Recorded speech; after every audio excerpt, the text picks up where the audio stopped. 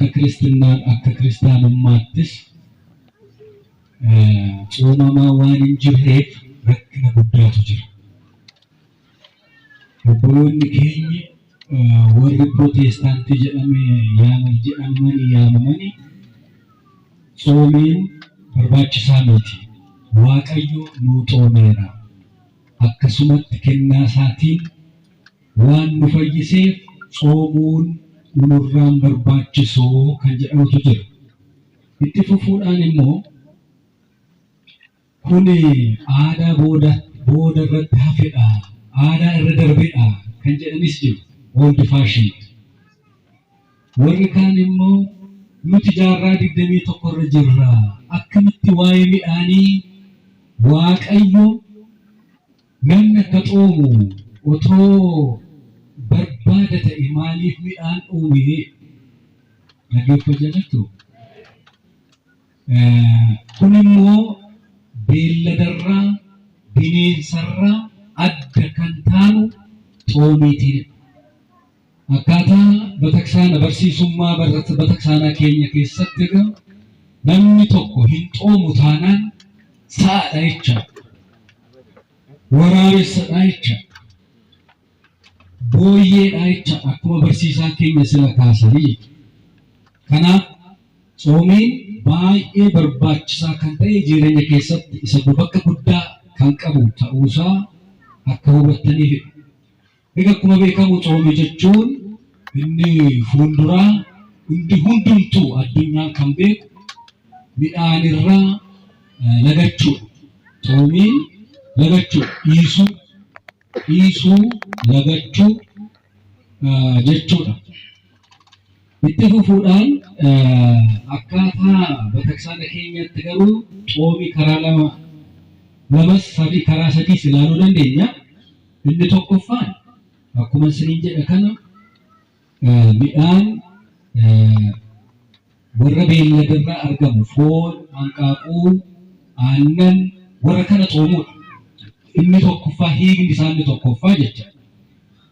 Inni lammaffaa immoo xoomii hafuuraa jedhama. Xoomii hafuuraan kun maa inni yakkarraa xoomuu, fedhii foonirraa xoomuu, hojii yanaarraa xoomuu. Inni kun kanarraa lagachuun xoomii hafuuraa jennee hiikuu ni dandeenya. Egaa xoomiin hafuuraa kun keessumaayyuu hariiroo Waaqa wajjin qabu, hariiroo uummata wajjin qabu, hariiroo uumama wajjin qabnu haaromsu xoomii jechuudha. Hariiroo Waaqa wajjin qabnu maal fakkaata kaleessa? Otoo xoomii guddaan kun otoo hin galii maalirra turre jireenyi keenya? Isa jedhamu sana akka inni duubatti deebinee akka nuti ilaallu nu taasisa jechuudha. Inni sadaffaan kan xoomii wajjin wal qabatu maa inni garraamummaa ollaaf hiriyyaaf taasisnudha. Warra dheebote eebuu baasuu, warra beela'u baasuun kunis xoomii yeroo xoomnu kan hojjetamu waan ta'eef akka karaa sadaffaa irratti ilaalamuu danda'a kun. Egaa seera cabsuurraa, mirga namaa dhiibuurraa addaan bahu, warra beela'e dheebuu baasuu, warra beela'e nyaachisuu, warra beela'e nyaachisuu, warra dheebote dheebuu baasuu, warra mana hin qabne immoo keessummummaa ofitti fudhachuun inni karaa sadaffaa irratti ilaalamuu danda'a. Egaa xoomiin qulqullummaa wajjinis ni deema. Inni deema qofa osoo hin ta'in isa guddaa. Xoomiin qulqullummaa akkuma beektan egaa Waaqaan buluu, inni xoomiin immoo gara qulqullummaa karaa deemnu, gara Waaqaatti yeroo deemnu isa hangafaa, isa guddaa. Yoo xoomne malee Waaqaan argachuu hin dandeenye. Yoo xoomne malee eebba argachuu hin dandeenye.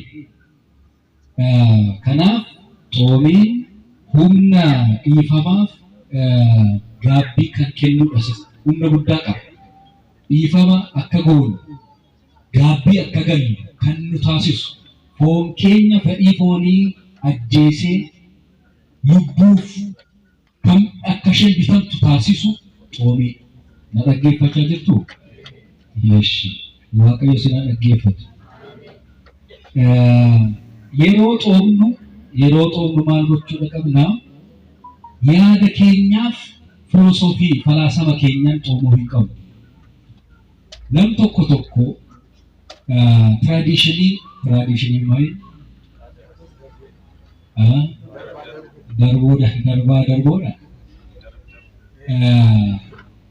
Darbaa darboo kanaan bataksaan darbaa darboodhaan kan fudhatte, kan qabatte, kan simatte, kan ittiin jiraattu jira. Isa sana dhiisne fakkeenyaaf abbaa gaabbii, abbaa lubbuu kan jennu lissaaffaati jedhamu sana otoo isa wajjin hin mari'atiin xoomuun xoomii sirrii miti. Sagala. Qeesiin maal beekti? Ani nama doktiriitii qabudha. Ani saayikoolojistiidha. Xoomii akkasumatti xoomii waaqa wajjin quunnamtii gochuun qabaa kan jedhani namoonni baay'eetu jiru. Kun dogoggora aadaa sirna bataksaanaa keessaa bahudha.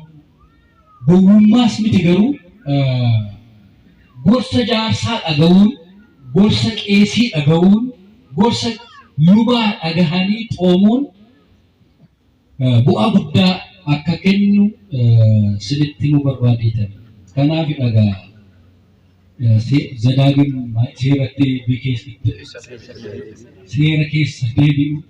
seera keessa deebi'u boqonnaa 32 lakkoofsa 7 irratti abbaa kee gaafadhu inni sitti himaa. Maal kee gaafadhu? Inni sitti himaa jedhee kan dubbatame kanaafidha. Yohaannis abbaa warqee, abbaa afaan warqee jettani Seent Joon Kiristoos waan jedhamanii biyya isaanii Konstantiniyaa kan turanii xoomii yeroo jedhamu midhaanirraa of qusachuu, lagachuu qofaa otoo hin taane cubburraas ta'uu qabaa jedhanii. Akkuma qulqulluchi Yaareed dubbate ijis haa xoomu, harkis haa xoomu, luknis haa xoomu, gurris haa xoomu akkuma jedhee Yohaannisis immoo dubbateera. Maal jedhee iji hamaa yookiin waan qulqulluun taane ilaaluurraa haa xoomu jedheera. Gurris immoo hamii dhaga'uurraa haa xoomu jedheera. Harkis immoo dabaa irraa waan yaraa hojjechuurraa haa xoomu. Xoomii haala kanaan ibsameera akkaataa bataksaana keenyaatti jecha. Qaamni hundi keenya, iji keenyas, gurri keenyas, lukni keenyas, harki keenyas, onneen keenyas, lapheen keenyas maal gochuu qaba? Takkan keenya afaanuma keenyatu xooma. Afaan isuma midhaan kana lagannee sa'aatii 9 ga'u isa jedhamutu beekama Itoophiyaa irratti. Biyya Itoophiyaa irratti egaa kuni xoomii jennee garuu sa'aatii 9 guutuu xoomnee nama dhaqnee kaballa. Harka keenyaan dhaqnee hanna ni bunna. Malaamaltummaa ni hojjenna. Dhaggeeffataa jirtu? Xoomiin akkasii hin jiru. Kun waaqa fuulduratti fudhatama hin qabu. Kanaaf dhagamaa jedhee Baasiliyoos inni guddaan abbaan keenya Baasiliyoos maal jedha? Foon nyaachuu lagattee obboleessa kee yoo nyaatte, yoo hamatte, yoo yaraa irratti hojjette xoomiin kee faayidaa hin qabu. Xoomiin kee maal hin qabu? Xoomii jechuun haala kanaan yoo ilaalle yoo jalqabame isa jedhamu deebisuudhaaf xoomii han jalqabame dhalli namaa yeroo uumamedha. Namni inni dura akkuma beektan Addaamiif Hewaan jedhamu yerooma sana xoomiin jalqabameera. Waaqayyo isaanii Edan Gannat kan jedhamu keessatti uume firii mukaa kana balas kan jedhamtu kana hin tuqinaa. Maal jedhi? Hin tuqinaa nyaatinaa warra kaan garuu nyaadhaa. Garuu akkuma beektanii isaan dogoggoranii maal godhan? Nyaatan xoomii hiikanii jecha.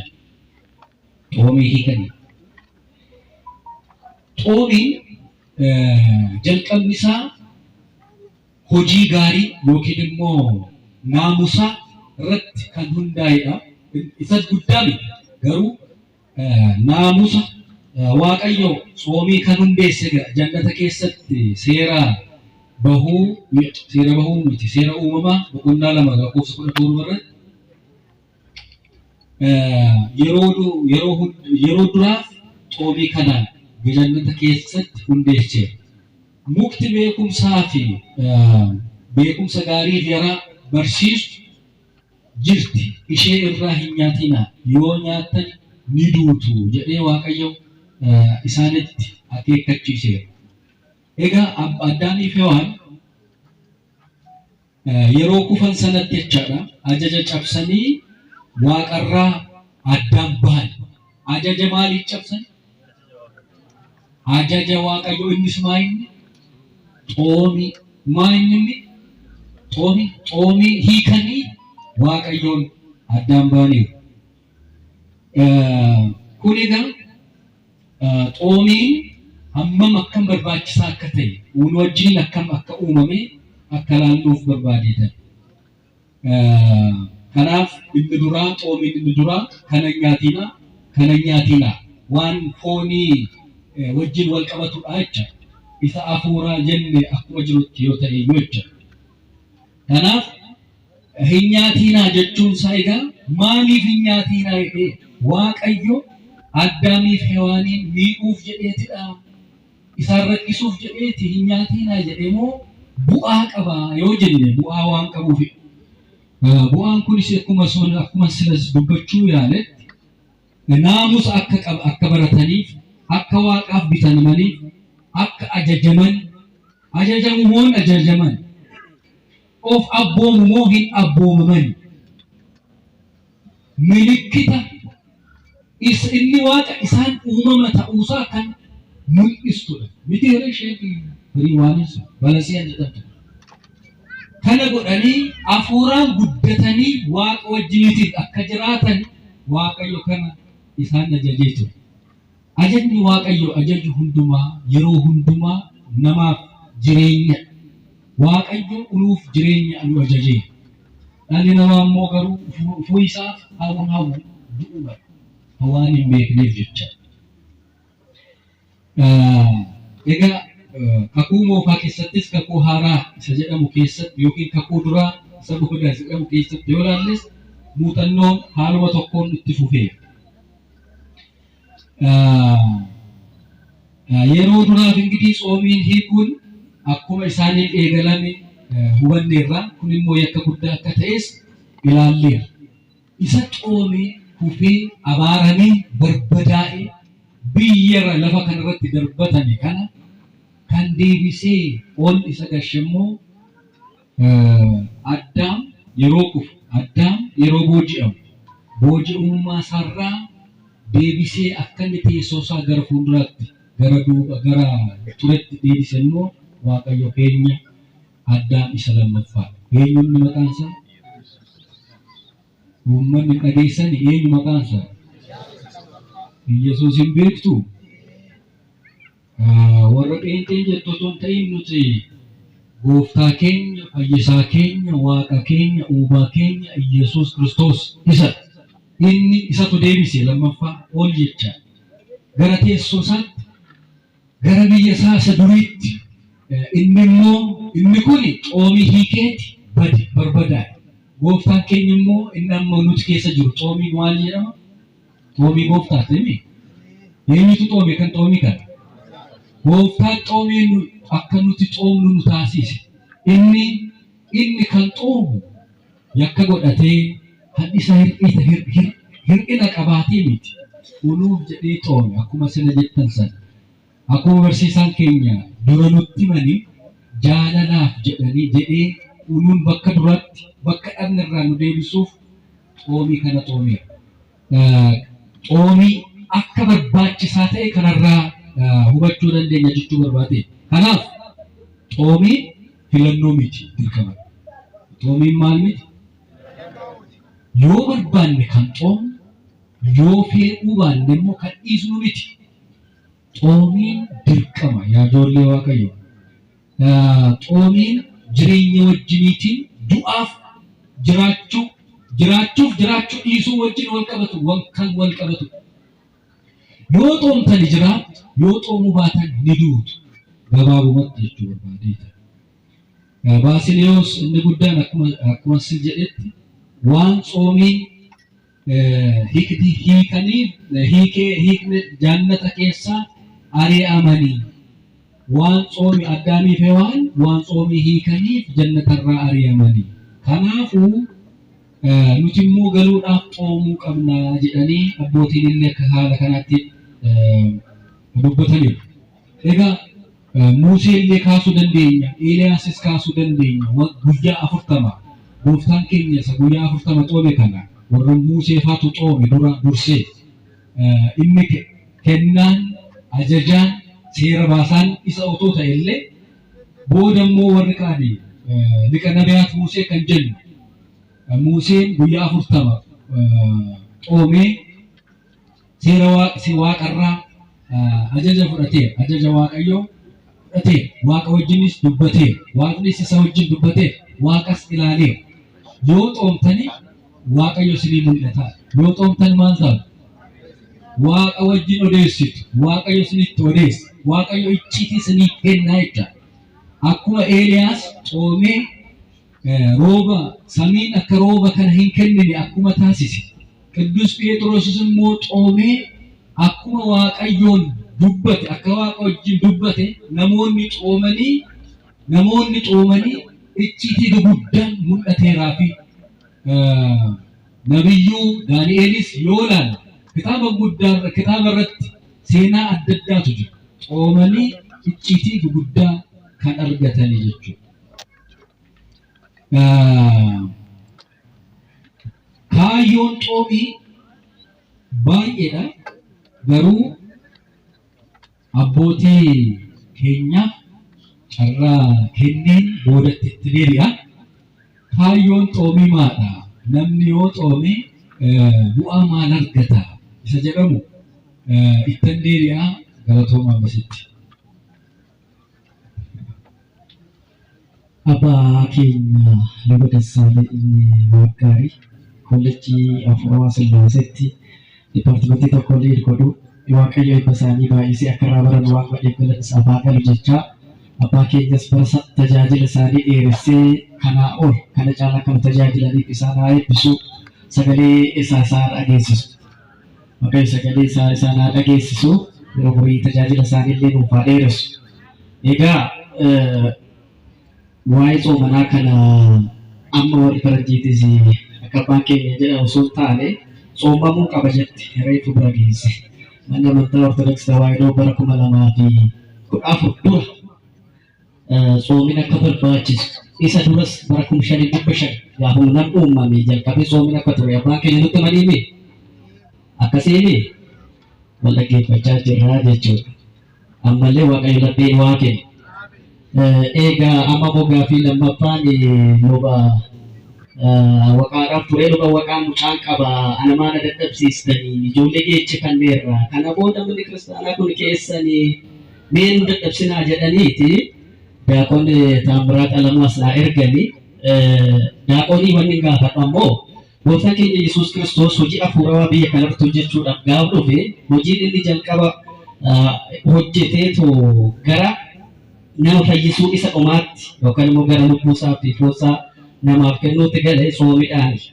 Waaqayyo gooftaan keenya hojii hafuuraa hojjechuudhaaf osoo hin soomiin osoo hin dadhabin ta'u jedheera. Haa ta'u iyyuu malee gooftaan keenya gaafa gadaama Qorontos keessatti soomu sana yeroo 3 qorame. Qormaanni sun maal ture?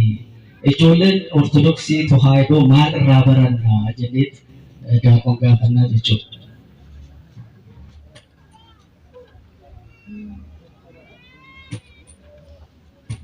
ulfaadhaadha. Egaa ajajamuu fi waa'ee somaa wajjin wal qabatu hundi keessan ni beektu.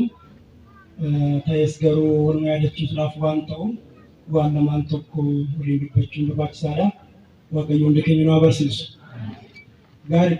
Egaa Gooftaa Yesuus Kiristoos erga cuuphaadhaa bahee booddee kallattumaan gara kawwaala Qorontos akka deeme ni hubanna. Kanas wangeela Maatewos boqonnaa 4 irratti qormaatonni wal faana jiranii fi akkanuma immoo Kiristoos Yesuus jireenya yookiin immoo hojii jalqabaa biyya lafaa irratti innaa jalqabu isa dura barsiisaa kan ture luba dhumaa isa kakuu haaraa kan ta'e cuuphaasaas kan ta'e Yohaannis edda barsiisaa jirutti Kiristoos immoo cuuphaadhaa gara kawwaalaatti akka deeme kitaabni nutti hima.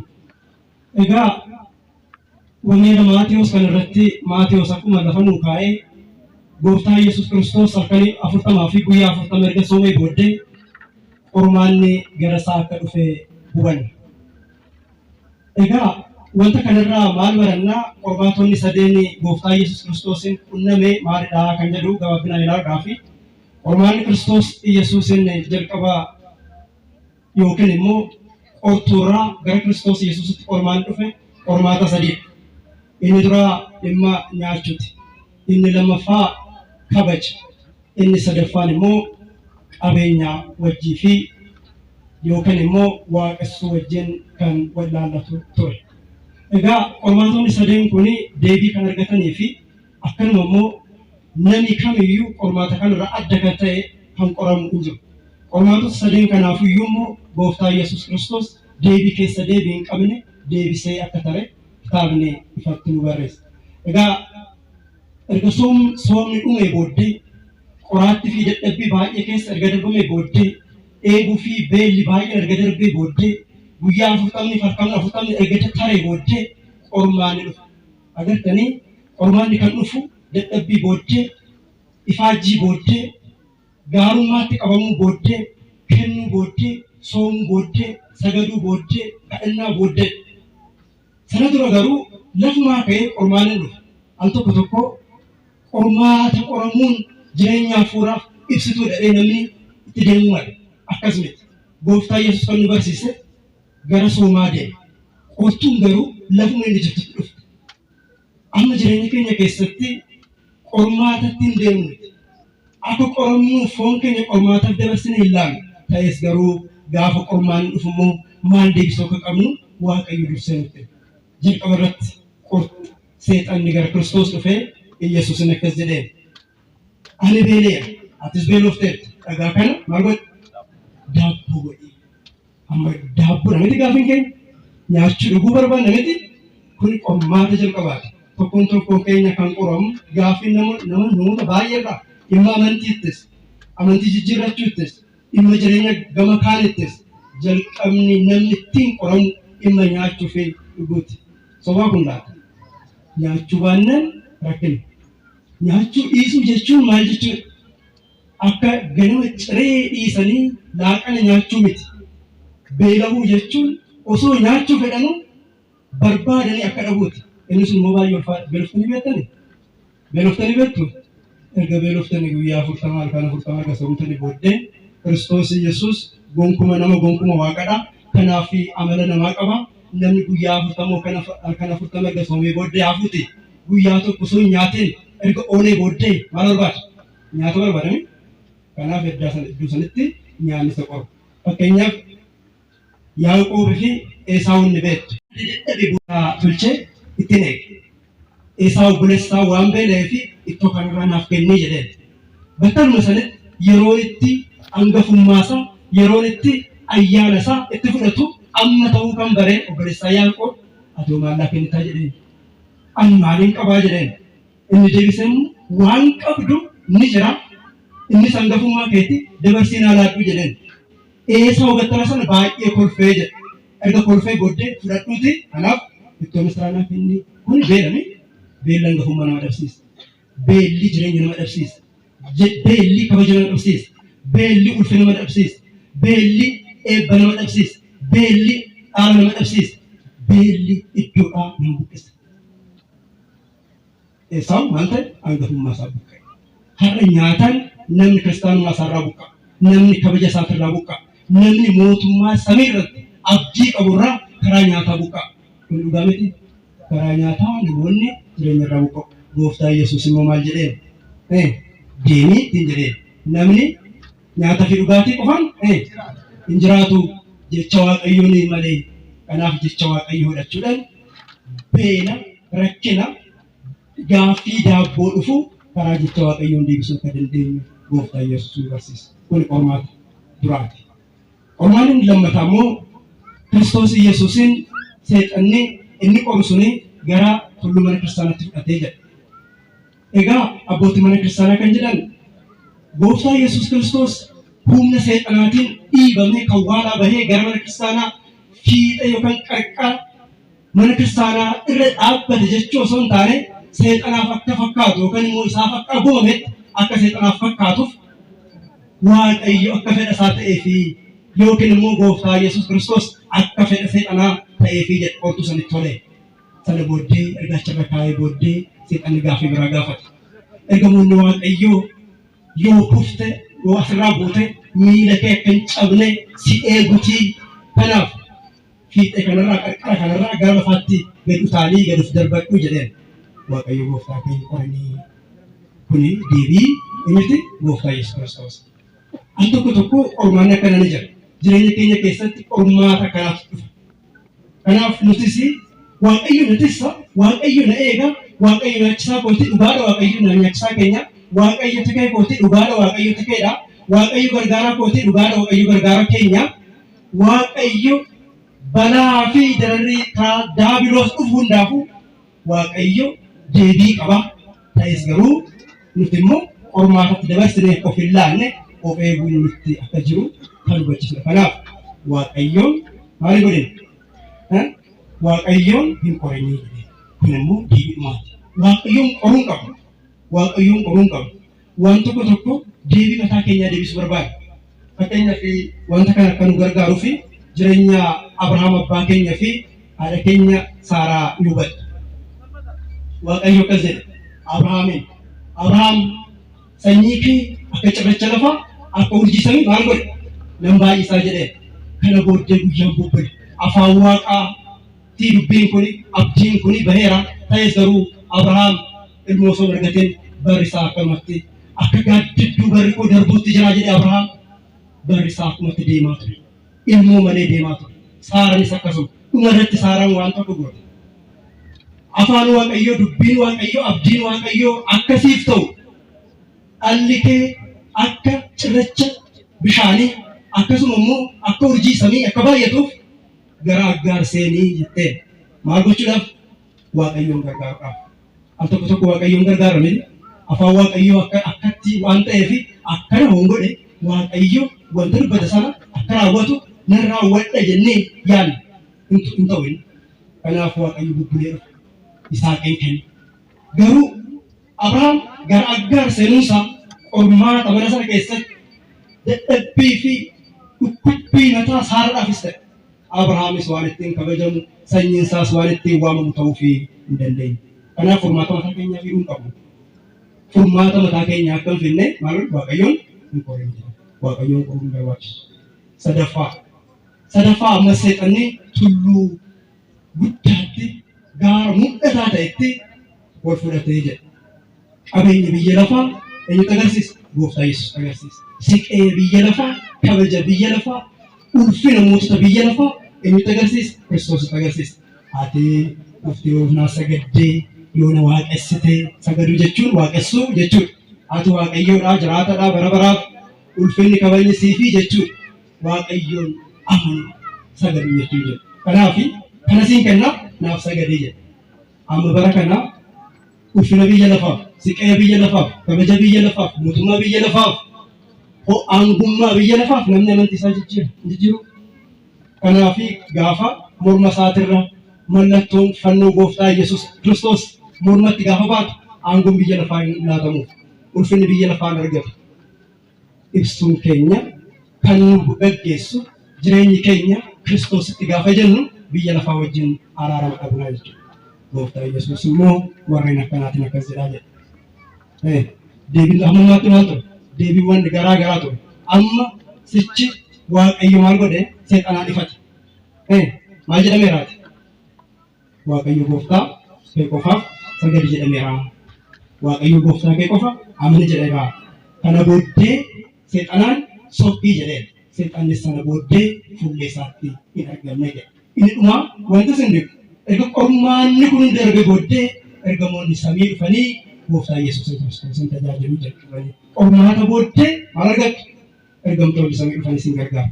Qormaata booddee ulfina guddaa argan. Sooma kanarraa nyaataan yookiin immoo qabeenyaan yookiin immoo waan qormaata fakkaatuu fi waan ulfina fakkaatu mana kiristaanaa keessas tajaajila mana kiristaanaatti kanaaf Waaqayyo sin eeguu jedhee namni sun qaba. Nyaachuun akkamitti dhibaate mana gargaarama tajaajila mana kiristaanaa taatee sin jedhamtu. Yookiin immoo biyya lafaa irratti saangoo gaafa argattan inumaayyuu dabalata argattaate anaan Waaqayyo nuu dhiifte ol deemuunii fi ol bahuun hortuun jireenya fi aangoo harka koo jiraa sin jedha. Deebiiwwan kan hundaafuu Kiristoos qormaata biyya lafaa qorame qormaatota tokkoon tokko daabiloos qoruuf immoo deebii akkamii deebisuuf qabnu qormaatichas deebichas xumuree deema. Kanarraa kan ka'e sooma kan hinnaaf jennu ergamoonni samii dhufanii tajaajilu. Kabajni biyya lafaas kabajni biyya samiis abdiin biyya lafaatti nuuf sooma kanarraa ni argame. Dhumarratti immoo mootummaa Waaqayyoo fuulduratti ergamoota ifaatiin kabajamnee ulfaanne sababii soomitiin injifannoo kana booddee ergamoota Waaqayyoon fuullee Waaqayyootti tajaajilamna ni ulfaannaa ni kabajamna jechuudha. Kanarraa barannaa fidaa kana immoo Waaqayyoon dhageenya faayisuun ulfaataa.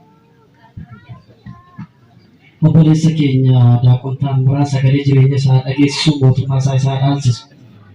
Egaa amma yeroo keenya waan deemee qeessisi Daaqonis daqiiqa lama ol sinii kennu. Daqiiqa lama qofa osoo hin taane gaafilee jiranis nan hir'isa. Akkasii nan danda'atti fakkaata. Namni isteejirra jiru akkuma jiru influensi gochuu qaba laqa. Kanaaf isarra darbeera amma abbaa keenyatti deebi'a. Amantii yookiin hojii mul'isuu jechuun maal jechuudha? Hojiileen kun maalidha? Amantiin hojii malee ibsamuu ni danda'ama. Daqiiqaa lama keessatti otoo murtan gaarii.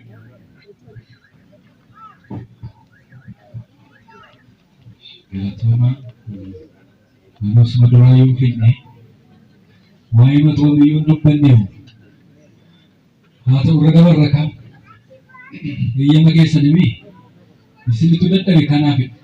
Kanaaf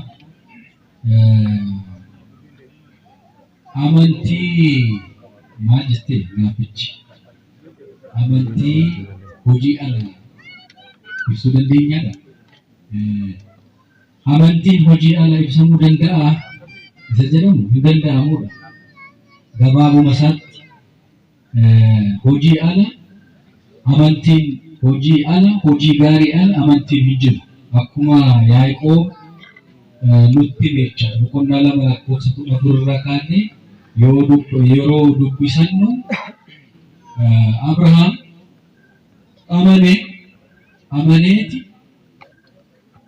hojii hojjetee Waaqayyoon fuuldurattis immoo akka qulqullummaatti ilaalamee fi fudhatama Waaqayyoo isa simatee isa fudhatee.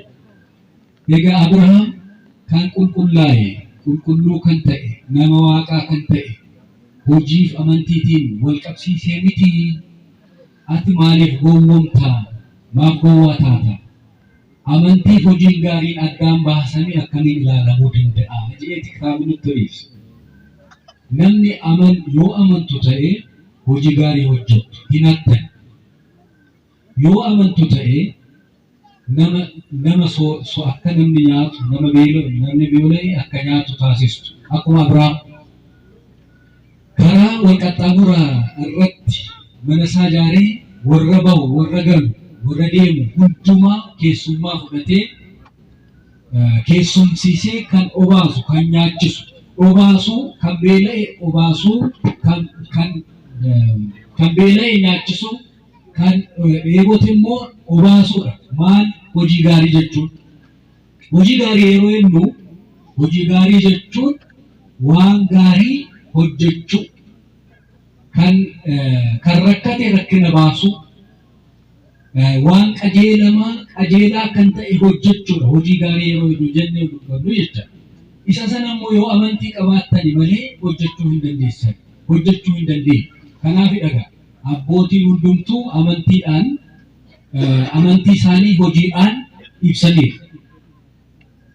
Caqasnee kan hin finne Ibraawuyaanii ergaa gara Ibrootaatti boqonnaa 11 irratti waa'ee amantii gadi fageenyaan qulqullichi Phaawulos ibseera. Isa sana dubbisachuu dandeessu. Kanaafuu gabaabuma isaatti hojii gaarii fi amantaan adda addummaa qabu waliin kan deemanidha jechuun barbaada. Abbaa keenya sagalee jireenya haa dhageessisuu. Amma immoo gara buleessa kiyya barsiisaa fi waaqatti deebi'a. Egaa yeroo baay'ee gaafa uummanni daabboo dhabee mootummaa nyaata, mangistii nyaata, polotika nyaata, uummanni daabboo dhabee beela hin rafaa jedhan immoo maal irrattan? Dammaqsanii barsiisaa keenya. Kitaabni qulqulluun kennaan fayyineerraa jedha. Warra amantaa gara birootis kennaan fayyineerraa sooma nu barbaachisu, amantaa manaa qixxeessee nu barbaachisu jedhu. Kennaan fayyineerra jechuun maal jechuudha? Kennaan fayyineerra erga ta'e wantoota akka soomuu kana fa'aa, sagaduu kana fa'aa nu barbaachisa. Kennaan fayyuu fi hidhanni amantaa keenya maaloodha?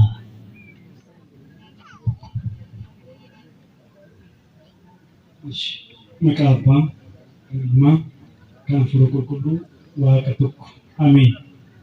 Egaa kennaadhaan fayyuu jechuun maal jechuudha kan jedhu abbaan keenya sirriitti ibsanitti kan jiranii. Kennaadhaan fayyuun akkuma beekamu Addaamiif Hewaan badii balleessaniin mootummaa Waaqayyoo irraa dhahamanii jiranii. Iddoo kabajaa, iddoo jireenyaa dhabanii jiran. Inni kun immoo dhalootatti cubbuun sun dhalootatti ce'aa dhufeera. Yaa ta'u malee gooftaan keenya Yesuus Kiristoos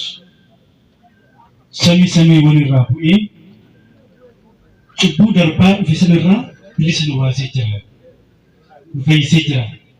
Kennaadhaan cubbii karaa Addaam dhufe sanarraa bilisa baanee jira. Karaa kanaa fayyinee jira. Haa ta'u malee amma immoo cubbuu ofii keenya raawwannu garuu waan gochuu fayyuudhaaf waan gochuun nurraa eegamu jira jecha. Kan karaa Addaam kennaadhaan fayyineera. Cubbuu karaa Addaam nutti dhufe.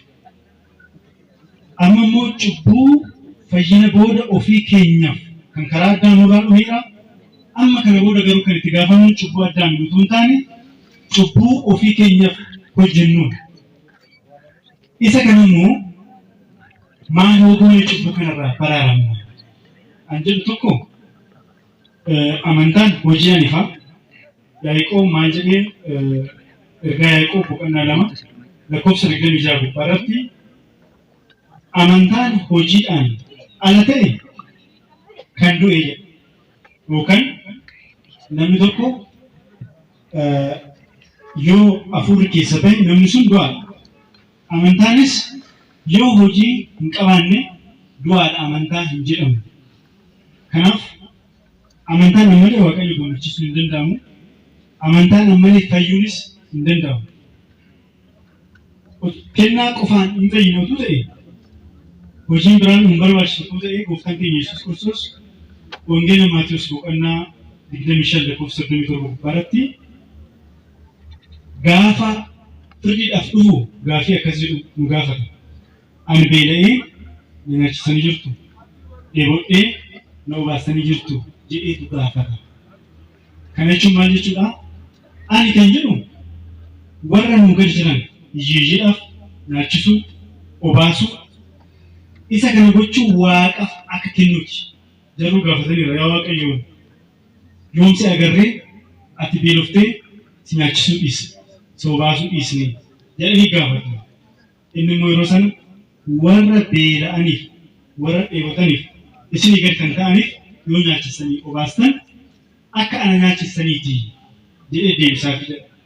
Kana waan ta'eef egaa fayyuudhaaf guyyaa firdii kan gaafatamnu hojii gaafatamne jechuudha. Maal hojjettaniirtu? nyaachisanii jirtu, obaasanii jirtu jedhamneetu hin gaafatamna jechuudha. Gama kan biraatiin soomuu, sagaduu, kadhachuu isaan kunni hojii amantaan wal qabatan. Isaan kana hojiidhaan amantaan keenya kan mul'atu soomuudhaan, sagaduudhaan, kan beekne nyaachisuu obaasuudhaan. Kanaaf amantaan hojiidhaan alaa kan du'e kan jedhamuuf kana. Waan ta'eef kennaadhaan kan fayyine karaa sanaan cubbuu amma raawwachaa jirru kan fayyinu immoo hojiidhaan kan jedhu gabaabumatti. Obboleessa keenya abbaa gadaa barsiisaa Tolaa Waaqni sagalee jireenya isaanii dhageessisa. Uleen kun silaa fidee maal goonaa miti. Wajjin jirra. Amma immoo gaafii biraa barsiisa Taamiraatiif kanan dhiyeessu. Yeroo baay'ee tajaajila hafuuraa kanarratti wanti dhageenyu jira. Lafa Oromoo kun aandasee jedhama.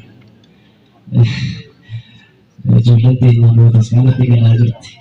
Haaleenis hin cabsinaa osoo hin cabsin itti seenaa jechaa jira saboota kanaa. Galleetuma tajaajilaa jechuudha. Garuu ammoo hudhaalee tajaajilaa afaan sabaa afaan Oromootiin dabalee jiru irratti rakkoolee jiran maal fa'aadha? Sabni tokko afaan isaatiin barachuun filannoodha moo dirqama? Rakkoolee quunnamaa jiru kana nu biratti jechuudha. Tajaajila wangeelaa afaan Oromoo kana furuudhaaf immoo hudhaalee kana furuudhaaf maal hojjechuu qabna? Nurraa maaltu eegama? Tajaajiltoota irraa maaltu eegama? Abboota irraa maaltu eegama? Daaqonoota irraa maaltu eegama kan jedhu obboleessi keenya daqiiqaa lamatti biriif nu godha.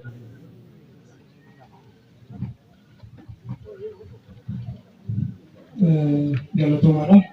Daqiiqaa 20 jedhe rakkinni baay'eedha waan gaafa inni gaafate baay'eedha. Daqiiqaa inni kennu lama.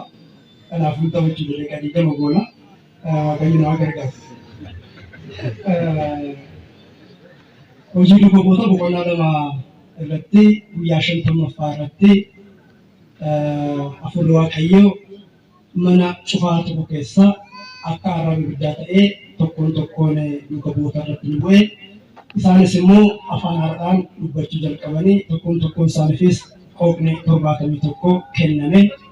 Ganama keessa isaa 3 ture warreen baafagootii kallattiiwwan garaagaraatii dhufan hundiyyuu ayyaana qixxaa yookaan faasigaa jedhamu kabajuudhaaf gara biyya Israa'el dhufanii turanii hundi isaaniitu qooqa mataa isaaniitiin dhagaa waan ture maal jedhanii kun immoo warra Ayhuudii miti akkamittiin qooqa keenya isaanii jedhan. Warri kun immoo itti toleeraa jarri kun machaa'aniiranii jedhan. Kana booddee qulqulluu Phexros amma barii keessa sa'a 3dha akkamittiin machiidhaan maqaa keenya dhooftu kun hojii Waaqayyooti jedha. Kanaaf qooqni kennaa Waaqayyooti, qooqni akeeka Waaqayyooti jechuudha. Kanaaf mana kiristaanaaf qooqni kennameedha. Kanaaf mirgaa miti kan sana mirgaa fi dirqama waan akkasii osoo hin taane kennaa Waaqayyooti kun dirqama osoo jennee dirqama ta'a jechuudha. Inni biraa mana kiristaanaa jechuun nama Kiristoosin simatee yookaan immoo Kiristoosii kan Oromootii yookaan immoo Kiristoos fudhadheeraa Kiristoos narratti aangoo qabaa Kiristoos naannoo bulchaa jedhee namni simate qooqan dhagahuun simata. Kanaaf ofii isaa mana kiristaanaa ta'a jechuudha. Kanaaf mana kiristaanaa jechuun qooqa nama amanu sanaati jechuudha. Mana kiristaanaa jechuun maali? Nama miti. Mana kiristaanaa jechuun tuuta keenya miti. Mana kiristaanaa jechuun immoo bakka hundi keenya walitti qabamne itti fooniif dhiiga Kiristoos irraa itti hirmaannudha. Kanaaf sadiitu jira jechuudha. Sadeen kuniyyuu inni dhumaa mana kiristaanaa yookaan gamoon suni dhiiga kan argatu tokkoon keenya walitti dabalamni tuuta kiristaanotaa yoo tokkummaadhaan ta'ee waaqeffachuu fi Waaqayyoon ulfeessuun hoo jiraate qofa malee gamoon qophaasa mana kiristaanaa ta'uu hin danda'a. Tarii mana ta'uu danda'a. Kanaaf mana kiristaanaa jechuun namaadha. Nama jechuun immoo qooqa mataasaa kan qabudha. Qooqni sun immoo mana kiristaanaa Waaqayyo haalatti namicha qooqni isaatiin dubbisaa jechuudha. Fakkeenyaaf namni tokko kiristaana Chaayinaa yoo ta'e Waaqayyo afaan Giiziitiin yookaan afaan Oromootiin dubbata. Yookaan immoo isin mataan keessan gaafa abjuu agartan yookaan waa ilaaltan qooqa mataa keessaniitiin immoo qooqa beeknan agartu. Qooqa keessanii dhageessumi. Kanaaf Waaqayyo innaa sitti dubbatu qooqa keessan fayyadamaa jechuudha. Waaqayyo laphee namaatti dubbata. Waaqayyo qooqa keenya dubbata. Waaqayyo qooqa murtaa'e hin qabu. Qooqa nama hundaayyuu dhaga'a. Kanaaf Waaqayyo kan waaqeffatu sadhaata keenyaan qooqa nuti beeknuun inni hundarraa'u gurri isaa hunda dhaga'a. Iji isaa hunda ilaala.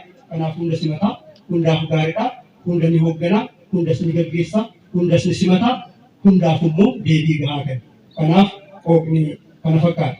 Gama biraatiin egaa mana naannoo keenya irratti kudhaalee jiranii fi osoo maal hojjenne karaa qooqatinis akkanuma immoo waan dandeenyuu fi hundi keenya waan dhageenyes immoo waan ameen ittiin jennu. Namni qooqa isaatiin yoo dhagahuu baate akkamittiin dhagahee ameen jechuu danda'a yookiin immoo namni waan dhagahu yoo barsiifamuu dhiibe yookiin barachuu baate akkamittiin tole jedhee Kiristoosin fudhachuu danda'a. Kiristaana ta'uun tole jedhanii Kiristoosin simachuu miti dirqee miti amanuu qabnaa miti. Kanaaf namni ofumaa isaatiif simatee tole jedhee itti tolee fudhata. Sun immoo kan ta'u qooqa isaatiin dhageettii isaatiin si'annaa sanaan simatee tole ameen jedhee fudhataa jechuudha. Kanaaf gara namni waan dhagahu hundaanuu mana kiristaanaa lallabuu qabdi. Mana kiristaanaa jechuun nuudha. Kanaaf egeree mana kiristaanaa keessattis haa ta'uuti tuunni kun immoo walumaa galatti nus taanee warreen biroo mana kiristaanaa keessatti hojiin akkamii osoo hojjetame baadiyyaa keessa warreen jiran warreen akkumatti dhalatanii akkumatti darban yookiin immoo gaaf tokko dhufanii gaaf lammaffaa namoonni fuudhanii dhufan. Abbaan tokko eebbisaan irraa buluu yookaan kan boqotan Abuna Mikaa'eliin ni beektu waan tokko naan jedhan. Uummati keenya kan barate 40 fi 80 naan jedhan. Akkamii jennaan gaafa dhalatu 40 fi 80tti cuubamu. Gaafa du'e hoo guyyaa 7ffaa 12 40 80 ji'a 12 kanatu ba'a. Allamaanuu maal ta'a? Dugdatti baatameet nama tokkoon dhumarratti immoo nama afuriin gateettitti baatamee gara awwaalchaa deema. Yeroo lamaaniyyuu namichi hirmaannaa hin qabu. Kuni kiristaanummaan akkanaan jiru. Kiristaanummaan akkanaan jiru. Namni dhagahuu qabu, namni amanuu qabu, namni waaqeffachuu qabu, dhagahee simatee ameen jechuu qabu. Kun hin taane taanaan kiristaanummaan keenya sobataa jiru. Abbootiin keenya baadiyyaa jiran akkana osoo hin dhagahiitti jiraatan. Akkuma itti masqalii sodaachuu fi wandaboo keenya arganii qofa ijoolleen keenya dhufan jedhanii gammadu. Nus ittiin deemne isaanis gara keenya deemu. Manni kiristaanaa sama baadiyyaatti deemuu qabu.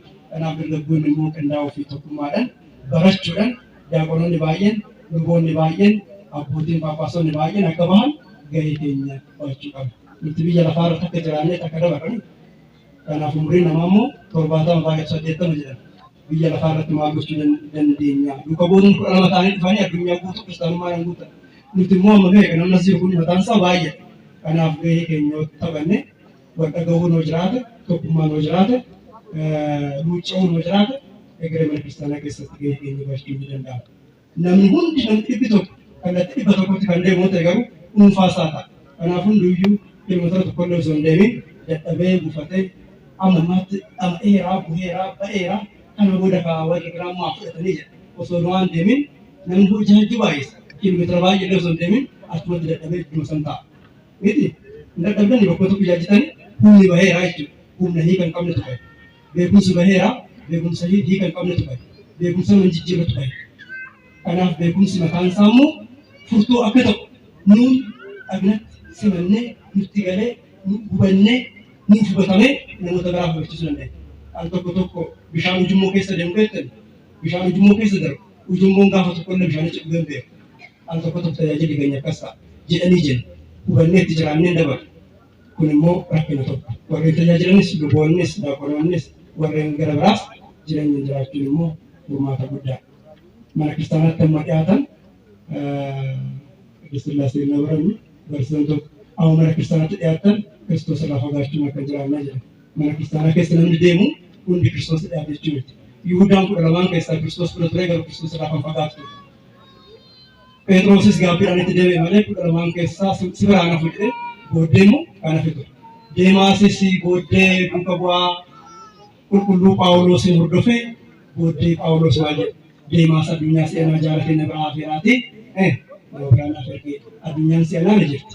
Addunyaan seenaa immoo siyaasaan kan ibsamu, aadaadhaan kan ibsamu, dadhabbii fooniitiin kan ibsamu, nyaachuu dhugaatiidhaan kan ibsamu, of tuulummaa yookaan immoo kabajaan kan ibsamu, maalan argaddaadhaan kan ibsamu, yookaan immoo iddoo dhalatteetiin kan ibsamu, gandummaadhaan kan ibsamu, wantoota garaa garaatiin kan ibsamu, kiristaanummaa waan hin ibsinu ta'uudhaan kan rakkina fidu. Waan tokko qofa jedhee wanti biroon ayyuu deeqatu.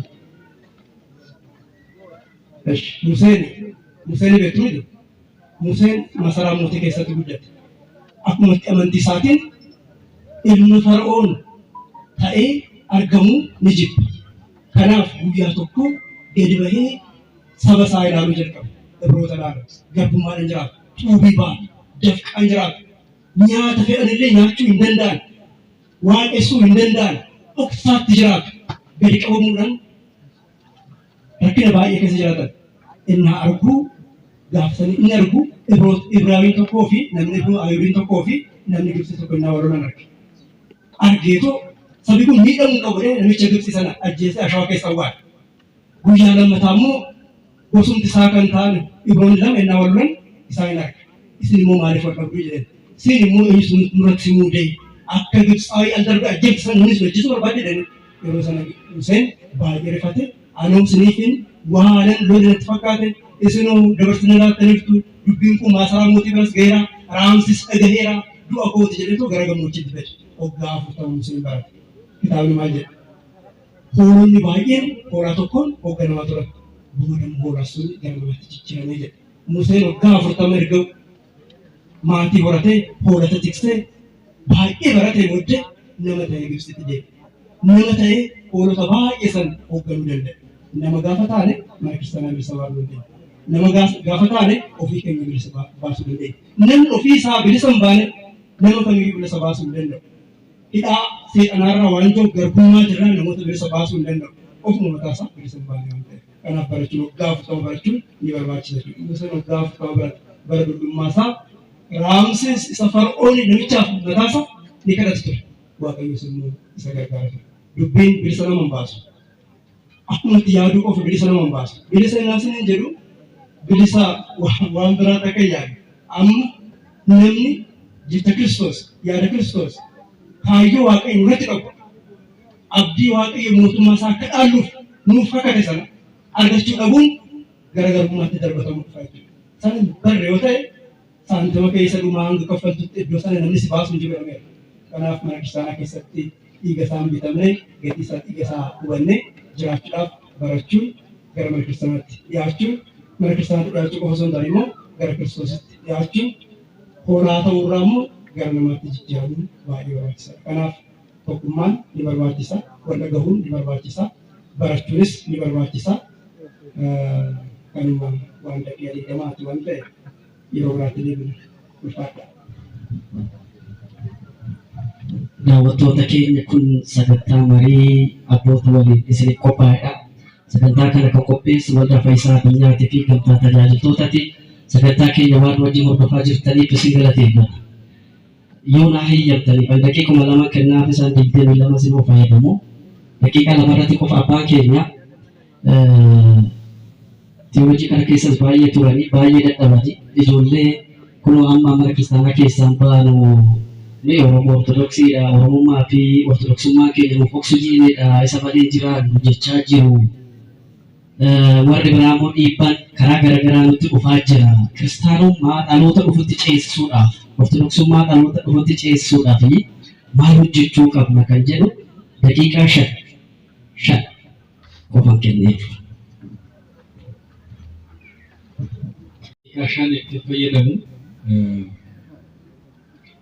Kiristaanummaa kana ceesisuudhaaf maal gochuu qabna? Kunoo isa amma hojjettan kana hojjechuu qabna. Uummanni keenya sagalee Waaqayyoo dhaga'uu baatee itti ulfaate jechuun afaan isaatiin waan hin dhageenyeef dogoggora baay'ee keessa nu jalaa galee ture, galaas jira. Amma immoo obboloonni keenya ka'anii dammaqanii bakka jirurraatii nu waamanii kunoo haa mari'annu jedhanii walgahii akka kanaa gochuun kiristinnaa ceesisuudha jechuudha. Miti jiru. Kanarra maaliin ceesisna? Akka kanaa walitti tutnee wal geenyee sagalee Waaqayyoo afaan keenyaan kan nu galuun waa'ee Ortodoksii odeessuun kun ceesisuudha. Qormaata adda addaatu jira. Kun immoo akka galmaa hin geenye qormaanni jira. Isa sana immoo tasgabbiidhaan warra nu qoran sana nama waan ta'aniif ifa nuti waa'ee ololaa waa'ee siyaasaa miti gaggeessu waa'ee Kiristoos odeessaa jirra miti waa'ee shanee odeessataniitu jiru hin odeessine nuti waa'ee shanee hin odeessine ajandaa keenyas miti ajandaan keenya waa'ee Kiristoos isa nuu fannifame hadhooftuu isa nuu dhuge nuuf jedhee isa sana waa'ee isaa waa'ee gaarummaa isaa waa'ee waaqummaa isaa waan odeessaa jirruuf isa kana namoonni obbolaan keenya ollaan keenya baruu qabu. Waan gaarii akka hojjennu yoo baranii nu deeggaru yoo baruu baatan immoo gufuu nutti ta'u jecha. Kanaaf warra ollaa keenya wajjiniitiin mari'achuun nuti koo siniin addarraa afaan keenyaan tajaajilu fudhachuu qabna jenne malee adda addummaa sinirraa hin qabnu. Abbaan keenyas tokko haati keenyas tokko bataksaanas itti amanna. Isa jedhamu gadi fageenyaan waliin dubbachuu qabna. Isa jedhamu ni yaada. Akkuma inni sura tooftan nuti sira jenne gara. Oomuu, kadhachuu, jilbeeffachuu, wal jaalachuu. Inni suni karaan kiristaanummaa karaan addaa hin jiru. Kanu jaalalaan tasgabbiidhaan waaqaan abboomamuuf sagalee waaqaa dhaga'uudhaan ce'uu dandeenya. Dammaquudhaan wal dammaqsuudhaan walga'ii keenya jajjabeessachuudhaan jabaachuu qabna. Waaqayyo nu gargaaru. Abbaa keenya sagalee jireenyaa isaanii dhageessisuu bara tajaajila isaanii haa dheeressuu fi haa eebbisu jennaa. Egaa daawwattoota keenya sagantaa marii keenya har'aa asumarratti goolabna. Dhumarratti wanti jechuu barbaadu furmaanni rakkoo ortodoksii akkuma waliigalaattu gurmaa'uu fi hidhachuu qofa. Kan gurmaa'uuf akkanatti gurmaa'uuna kan hidhannu immoo wangeela jaalala araara hidhanneet moonaa jechuudha. Hidhachuu fi gurmaa'uun akka nu barbaachisu akka beektan karma sinii dhaamaa waan nu dhaggeeffattaniif waan faana taataniif Waaqayyo dadhabbii keessa sinii haa lakkaa'u jennaa. Sagantaa keenya xumurree nu of galcha.